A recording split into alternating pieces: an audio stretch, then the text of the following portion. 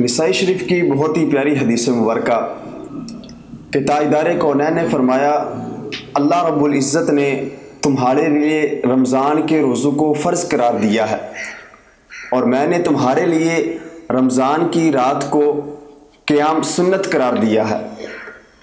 لہذا جو شخص رمضان کے روزے رکھے اور ایمان کے ساتھ حصول ثواب کی نیت سے قیام کرے یعنی نماز تراویح ادا کرے، وہ اپنے گناہوں سے ایسے نکل گیا جیسے اس کو اس کی ماں نے جنا تھا۔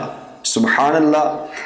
حضور علیہ السلام کی سنت کو ادا کرنے سے انسان کا کتنا فائدہ ہوتا ہے کہ نماز تراویح ادا کرنے ہیں تو حضور علیہ السلام نے فرمایا کہ اللہ رب العزت اس کے سارے گناہوں کو معاف فرما دے گا، اور حضور علیہ السلام کی سنت کے ساتھ محبت کرنا، اللہ اکبر۔